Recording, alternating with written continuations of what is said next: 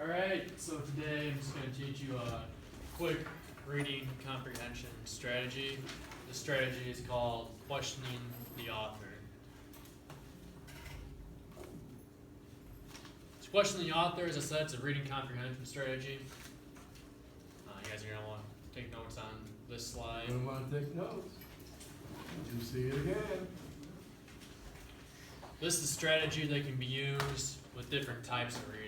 What I mean by that is you can use this strategy when you're reading fiction, nonfiction, biographies, newspapers, magazines, anything that's written by someone, you guys can use this strategy on. Strategy is something you guys can also use whether you're reading by yourself or if you're reading with a group of people. Big group, small group, either way. So it can be used in a lot of different situations. Also, what the strategy is designed to do, it's designed to help you develop a deeper understanding of what you're reading. Sometimes when you're reading something, you read and you don't realize what you just read. Sometimes you got to go back, ask some questions, and make sure that you're absorbing the material, that you're understanding what you actually just read. It's happened to me a number of times. I've read something and get to the end of the page and then I look back and I don't even remember what I just read. So it's good to stop, sometimes ask some questions.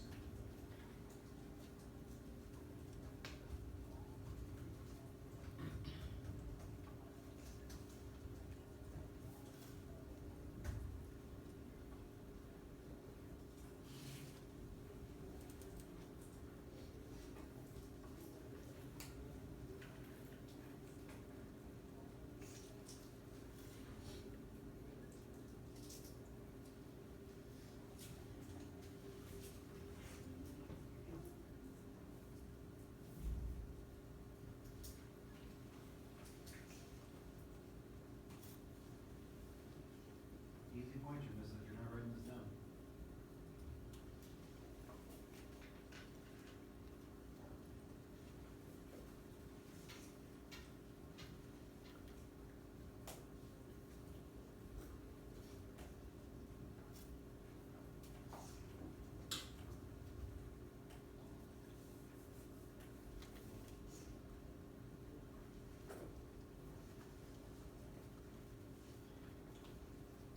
Alright. So in the questioning the author, there are 4 main steps to using this strategy. First step is to select a passage. By select a passage, I mean if you're reading something, you read an entire page, maybe you go back and you select the first paragraph of that page. Or you select the first 2 paragraphs or the first and third paragraph. Either way, you're selecting part of what you just read, which is the passage. So after you've selected your passage, you go to step 2, and that's asking yourself, what is the author trying to say? So you have your passage, you're looking over it, and you want to figure out what is the author trying to tell you? What's he trying to say? What is he trying to get across in what you just read? So after you think you figured out what the author was trying to say, you want to ask yourself, why did the author write this way? This could be, why did he use certain descriptive terms? Why did he use certain words, characters, settings?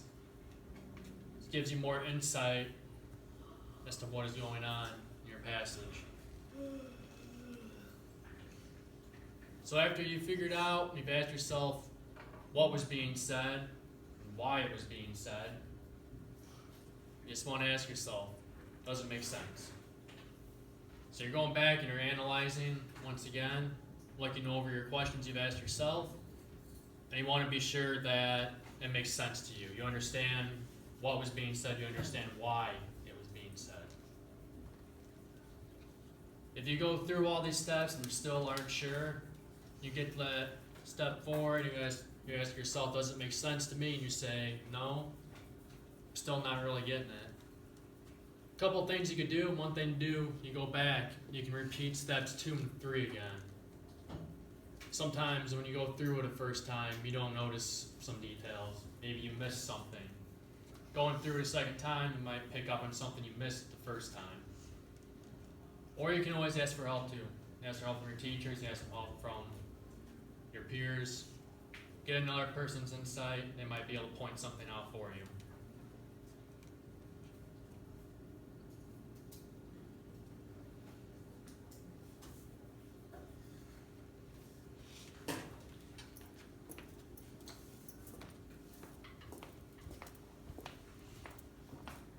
Alright, so I'm gonna do one for you guys, to show you an example of how to use the strategy. Reading comes from The Pedestrian, something we just read last week, if you remember. To enter out into that silence that was the city at 8 o'clock of a misty evening in November, to put your feet upon that buckling concrete walk, to step over grassy seams and make your way, hands in pockets, through the silences, that was what Mr. Leonard Mead most dearly loved to do. He would stand upon the corner of an intersection and peer down long, moonlit avenues of pavement in 4 directions, deciding which way to go. But it really made no difference. He was alone in this world of AD 2053, or as good as alone. And with the final decision made, a path selected, he would stride off, sending patterns of frosty air before him like the smoke of a cigar. So I read my paragraph, I'm looking over it, and I want to use my question in the author strategy. First step I'm going to do is I'm going to select my passage. So for the step, I think I'm going to select the entire passage here. It's one paragraph. So I'm looking at it and I select that whole paragraph. So I'm done with my first step. Now I go to my second step. I'm going to ask myself, what is the author trying to say? So I'm looking at it again. I just want to figure out, what was he saying here? What was being said? What's he trying to tell me in this paragraph? I'm looking through it again. I can see that he introduces me to character. We have Mr. Mead. Mr. Mead's walking down an intersection. He's by himself. He's somewhere in the future, in the year 2053. He's all by himself. So I think clearly what was just being said to me was that we have a character here. Sometime in the future, he's just walking by himself. That's what the author is trying to tell me.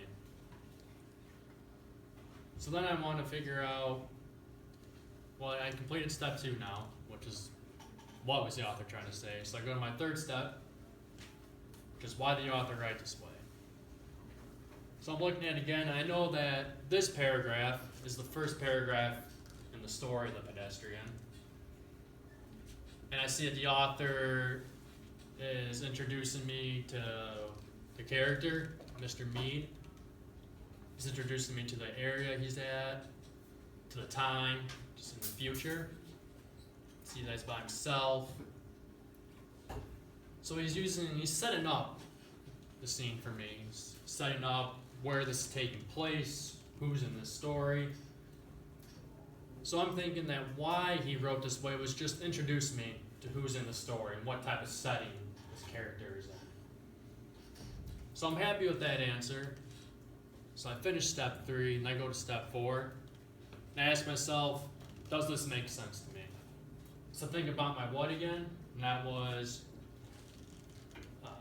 he's introducing everything to me, setting up the scene, the why. Thinking about it, maybe look over your passage again. Yeah, I think that makes sense. So I'm happy with it, and there I used a strategy to analyze the passage a little further. Now we'll do one together. This is a short story it's called The Goals of Salt Lake. I'll do the first step. The first step was selecting our passage, right?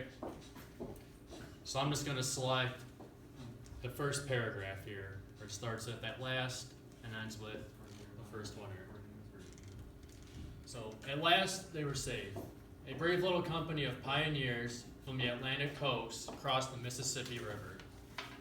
They finally succeeded in climbing to the top of the Great Rockies and down again into a valley in the very midst of the mountains. It was a valley of brown, bare, desert soil in a climate where almost no rain falls. But snow on the mountaintops sent down little streams of pure water. The winds were gentle. Like a blue jewel at the foot of the western hills was a marvelous lake of salt water, an inland sea. Some wanted to keep going, but most said, this is where we should live. The journey is accomplished. So the pioneers settled there and built themselves huts and cabins so they could survive the first winter. Okay. So I did the first step. I selected my passage, which is that first paragraph, and I went over it. So remember what the second step was in the strategy? Yeah. What it's about? What is the author? What is the author trying to say? What do you guys think? What do you think? What is the author trying to say here? Yeah. That the pioneers went through a hard journey to get where they wanted to go. Yeah, I think I agree with that. You pointed out the pioneers. He specifically mentions the journey, right? He says the journey is accomplished. So yeah, I agree. I think what the author was trying to tell us was there was a journey, pioneers. We can see also they started out on the Atlantic coast, which if you don't know is on the eastern side of the United States, which would be like Florida, New York. And they travel all the way over to the Rockies, the Rocky Mountains, which is in the western side of the United States, so that'd be over by California. So yeah, clearly there's a group of pioneers and they journeyed. So that was step 2. We figured that out. I'm gonna go to step 3. So remember what step 3 is. Yeah. Ask yourself why he wrote. Ask yourself, Why he wrote. why did he write this way? So let's look at it one more time. We're looking at it and we see that the author's being pretty descriptive in how he's writing this. He describes the desert as a valley of brown, bare, desert soil where no rain falls. He describes the mountaintops as streams of pure water. And he describes the lake as a blue jewel. And it was marvelous. So he's using a lot of descriptive words, right? Why do you think he would use a lot of descriptive words to describe the scenes? To give you a clear image of what they had to go through. Right. It gives you a better image of what you're reading. I mean, if we were reading this and you can make this paragraph a lot shorter. You could say the company of pioneers started on the Atlantic. They went to the Mississippi. Then they went for a few days and they got to the Rocky Mountains. Right? That's saying the same thing, but it's not nearly as interesting. So when the author is using these descriptive words, it gets you more engaged as the reader. You can picture some of the stuff in your head, right? You can picture the desert, you can picture the mountaintops and a lake. And gets you more engaged as a reader. So I agree with that. I think that's why he's writing this way, is to get you more involved. Okay, so we did step 3. I think we all agree on that. And then we go to step 4. Anybody know what step 4 is? Yeah. Does this make sense to you? Right. So you ask yourself, does this make sense to me? So we just did the what and the why. And we determined that the what is that the author is trying to tell us there's a group of pioneers who were taking a journey. We figured out that he was writing this way because he wanted us to be engaged in the reading. Does that make sense? Is all this making sense to us so far? Yeah. All right. We'll do one more example.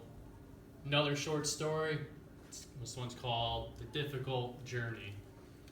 And what is our first step if we wanted to use our strategy? Select the passage, right? So we'll select the middle passage here. Almost immediately, we stumbled upon the first major problem of our trip. Our very first day on the road, a wheel flew right off of our wagon. The wheel was badly cracked, which meant we were unable to repair the damage ourselves. Since we were not terribly far from St. Louis at that point, John rode all the way back there on his horse.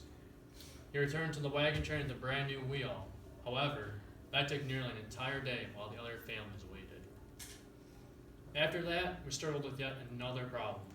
There was an awful rainstorm, and with it came so much mud that with the oxen pulling our wagons, we're unable to get the wagons moving again. Okay, so we did our first step, which you said was selecting the passage.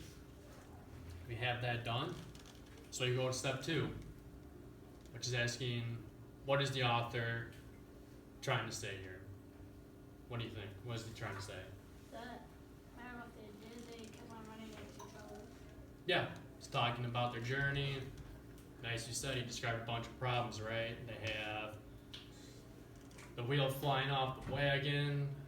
They weren't able to repair it themselves. It was raining. The oxen couldn't pull the wagon.